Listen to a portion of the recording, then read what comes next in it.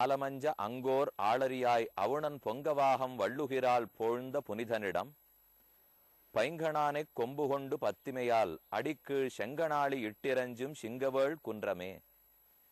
இது திருமங்கையாழ்வாருடைய பெரிய திருமொழியிலே முதல் பத்தில் 7ஆம் திருமொழியில் முதல் பாடல். அகோபிலத்தை சிங்கவேள் குன்றம் என்று ஆழ்வார் அழைக்கிறார். சிங்கம் சிங்கம், வேள் அழகிய இளமையோடே கூடிய சிங்கம், வேள் சிங்கம். அந்த சிங்கத்தினுடைய குன்றமாம் இது அகோபிலம். இந்த பாசுரத்தினுடைய முதற் சொல் அங்கு, அங், கண், ஞாலமஞ்ச என்று வருகிறது. அங்கு அந்த இடத்திலே உலகமெல்லாம் அஞ்சும்படிக்காக ஹிரண்யகசிபனுடைய நெஞ்சகத்தை நிருசிம்மப் பெருமான் கிழித்தான் என்று ஆழ்வார் சாதிக்கிறார். அங்கு என்றால் நிருசிம்மப் பெருமான் தோன்றிய இடம் என்று பூர்வர்களெல்லாம் பொருள் சொல்லுகிறார்கள். அவன் தோன்றிய இடம் முக்கியமான ஓர் இடம். அதிலேதான் இப்போது நாம் நின்று கொண்டிருக்கிறோம். அடியனுக்கு நேர் பின்னே நீங்கள் சேவிக்கிற உயர்ந்த இடத்தைத்தான் உக்ரஸ்தம்பம் என்று இவ்வூரிலே வழங்குகிறார்கள். அந்த ஸ்தம்பம் செங்குத்தான ஒரு பாறையில் உள்ளது. இவ்விடத்திலேதான் தூண் பிளக்க அங்கிருந்து நரசிம்மப் பெருமான் தோன்றினாராம். ஆக இப்பாசுரத்தில் அங்கு என்று சொல்லப்பட்டது இங்காக இருக்கலாம். இது நேரே நிருசிம்மப் பெருமானே தோன்றின இடம் என்றும் சொல்லுகிறார்கள். அல்லது கருடன் நரசிம்மனை சேவிக்க வேணும்னு ஆசைப்பட்டபடியாலே மறுபடியும் ஒரு தடவை நரசிம்மனாக இங்குதான் பெருமாள் தோன்றினார் என்றும் கொள்ளலாம். இந்த மலைக்கே கருடாச்சலம்னு பெயர் வந்ததற்கு காரணம் கருடன் பெருமாளை பிரத்யட்சமாக சேவிக்கணும்னு ஆசைப்பட்டதினாலே. மற்றொரு விதத்தில் இதை வேதாத்ரி என்றும் சொல்லுகிறார்கள். சோமுகன் என்கிற அசுரன் வேதங்களை களவாடி கொண்டு போக தேவர்களெல்லாம் பகவானிடத்திலே பிரார்த்தித்து மறுபடியும் இவ்விடத்திலே தோன்றி சோமுகனை அழித்து வேதங்களை மீட்டு கொடுத்தபடியாலே இதுக்கு வேதாத்ரிங்கிற பெயர் ஏற்பட்டது. அகோபிலம், அகோபலம் என்று 2 பெயர்கள் வழங்கப்படுகின்றன. அஹோ வீரியம், அஹோ சௌரியம், அஹோ பாஹு பராக்கிரமஹா, நாரசிம்மம் பரம் தெய்வம், அஹோபிலம் அஹோபலம் என்று சொல்லுகிறார்கள். அஹோபலம் அப்படின்னா என்ன சக்தி, என்ன சக்தி. பகவான் இந்த தூணுக்கு நடுவிலே தோன்றி ஹிரண்யகசிபு எடுத்து தன்னுடைய மடியிலே வைத்துக் கொண்டு கிழித்ததைக் கண்ட தேவர்களெல்லாம் இது என்ன சக்தி, என்ன சக்தி என்று கொண்டாடினார்கள். அதைத்தான் அஹோபலம்னு சொல்லுகிறார்கள். பிலம் என்பது பெரிய குகையை குறிக்கும். குகை போன்ற வாயோட பெருமான் இருந்தபடியாலே அகோபிலம்னு சொல்லலாம். அல்லது பல குகைக்கு நடுவிலே இத்திருத்தலத்தை தோன்றி சேவை சாதிக்கிறபடியாலே அகோபிலம்னு சொல்லலாம். ஆக உக்ரஸ்தம்பம் போவதற்கு கொஞ்சம் சிரமமான இடம். ஒரு சிறு குன்று, அந்த குன்றுக்கு மேலே ஒரு உழல்தடி போன்ற தூண் உள்ளது. அந்த தூணுக்கு மேலே தான் கொடி பறக்கிறது. அந்த தூணை ஜுவாலா நரசிம்மரிடத்திலிருந்து மேல ஒரு 1/2 மணி நேரம் நடந்து போனோம்னால் செங்குத்தான பாறையில் ஏறி போனால் சேவித்து விட்டு கீழே வரலாம். அதை சேவித்து விட்டு இப்போது நாம் கீழிருந்து கொண்டுதான் கீதையினுடைய ஸ்லோகத்தின் அர்த்தத்தை பார்க்க போகிறோம். இப்போது நாம் உக்ரஸ்தம்பத்தை அருகிலே சேவிக்கிறோம். இதற்கருகிலேயே ஒரு திருவடி சேவை சாதிக்கிறது. இந்த தடியை சுற்றி ஒரு பிரதட்சணம் பண்ணலாம். ஆனால் சிறு இடமாக இருக்கிறதுனாலே ரொம்ப ஜாக்கிரதையாக பிரதட்சணத்தை செய்ய வேண்டும். அங்கிருந்து கீழே இறங்கி வந்து கீழிருந்து மேல் நோக்கி பார்த்தோம் என்றால் கருடனுடைய 2 சிறகுகளை விரித்து கொண்டு பெருமானை சேவித்து கொண்டிருக்கிறா போலே உக்ரஸ்தம்பமும் அது இருக்கக்கூடிய குன்றும் காட்சி அளிக்கின்றன.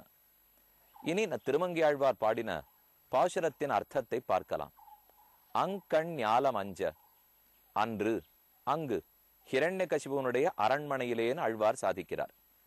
நாம் பார்த்த உக்ரஸ்தம்பத்திலே நரசிம்ம பெருமான் தோன்றியதாகவும் அதற்கு முதல் நாள் நாம் பார்த்த ஜுவாலா நரசிம்மன் இருந்த இடத்திலேதான் உக்ரஸ்தம்பத்திலிருந்து இறங்கி ஓடி வந்து ஹிரண்யகசிபை துரத்தி கொண்டு போய் அவனை எடுத்து படிக்கட்டில் தன்னுடைய திருமடியிலே சேர்த்து கொண்டு கிழித்ததாகவும் சொல்லுகிறார்கள். ஆக தோன்றிய இடம் உக்ரஸ்தம்பம், ஹிரண்யகசிபுவை கிழித்த இடம் ஜுவாலா நரசிம்மருடைய சந்நிதி என்று கொள்ள வேண்டும். அங்கண் ஞாலமஞ்ச, அங்கு ஓர் ஆளரியாய், அரி சிங்கம், ஆள் நரன் அதாவது மனிதன், ஆளரி மனித உருவும் சிங்க உருவும் கலந்திருக்கக்கூடிய ஒரு ஆச்சரியமான வடிவம்.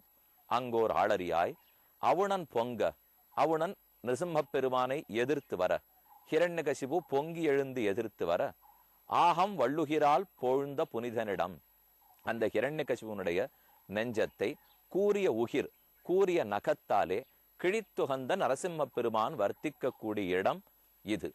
இவ்விடத்தில் ஆனைகள்லாம் நிறைய திரிகின்றன, சிங்கங்கள் திரிகின்றன. பைங்கணானை கொம்பு கொண்டு பத்திமையால், பசுமையான கண்கள் படைத்த ஆனைகளை கொன்று அதனுடைய மத்தகத்தையும் பிளந்து அதனுடைய தந்தங்களை ஒடுத்து கொண்டு சிங்கங்கள் வருகின்றன. இவ்வூரில் இருக்கும் சிங்கங்களுக்கு கூட நரசிம்ம பெருமானிடத்திலே பக்தி உண்டு. பெருமாளை நாம் தரிசிக்க செல்லும் போது கையில் ஏதாவது எடுத்து கொண்டு போய் சமர்ப்பிக்க வேண்டும். சிங்கத்துக்கோ நரசிம்மனிடத்திலே பக்தி. கையில் எதை எடுத்து கொண்டு போய் சமர்ப்பிக்கலாம்? நாம் போகும்போது புஷ்பத்தையோ பழத்தையோ வாங்கி செல்லுவோம். சிங்கம் அது செய்யாது. ஆனைகளுடைய தந்தத்தை பறித்து எடுத்து கொண்டு தந்தத்தை கொண்டு போய் சிங்கங்களுக்கெல்லாம் ராஜாவாக சேவை சாதிக்கக்கூடிய நிருசிம்ம பெருமானிடத்திலே சமர்ப்பிக்கின்றன.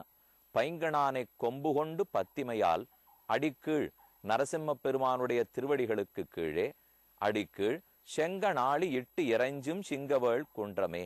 இந்த சிங்கவேள் குன்றத்திலே சிங்கங்கள் கூட பக்தியோட யானைகளின் தந்தங்களை கொண்டு போய் நரசிம்ம பெருமானுக்கு காணிக்கையாக சமர்ப்பிக்கின்றன என்று திருமங்கியாழ்வாருடைய பாசுரம்.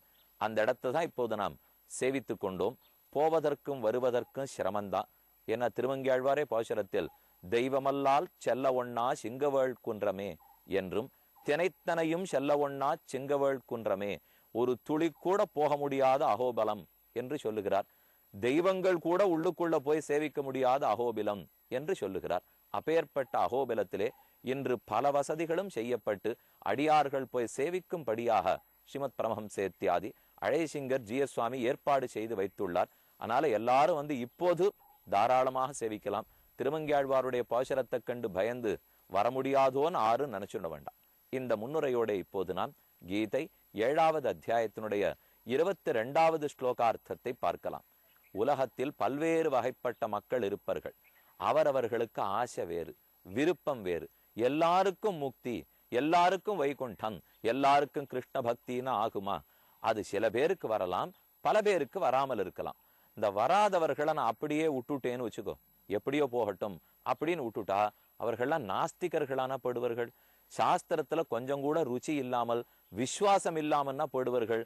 வேதங்கள்லே நம்பிக்கை வரணும், மெதுமெதுவா என்னிடத்துல நம்பிக்கை வரணும், தேவதைகளிடத்துல நம்பிக்கை வரணும், தேகத்தை காட்டில் ஆத்மா வேறுபட்டவன்கிறத நன்னா புரிஞ்சுக்கணும். இதெல்லாம் பண்ணணும்னால் நான் சில வழிமுறைகளை கையாளத்தான் தேவை இருக்கிறது. சாஸ்திரத்துல ருச்சி போகாம இருக்கிறதுக்காகவும் நல்ல ஆஸ்திகர்களாக அவர் வளரணும், நாஸ்திக்கன் தலையெடுக்க கூடாது அப்படிங்கிறதுக்காக என் உடலாக இருக்கக்கூடிய தேவதைகளை நானே எம்பவர் பண்ணிவிடுறேன்னு சொல்றார் கண்ணன். அவர்களுக்கு வேண்டிய சக்தியை அவர்களுக்கு கொடுத்து நீங்களும் 4 பேர் பக்தர்களை வளருங்கோ. முதல்ல கொஞ்ச நாள் போய் வீடு வாங்கணும்னு கேட்கலாம், வாசல் வேணும்லாம், நிலபலம் வாங்கணும்னு சொல்லலாம், கல்யாணம் ஆகணும்னு கேட்கலாம், பரீட்சையில மார்க் வரணும்னு சொல்லலாம், வியாதி தீரணும்னு சொல்லலாம். இதெல்லாம் ஒரு தேவத்தினிடத்துல போய் நம்ம கேட்டுட்டே இருக்கும்.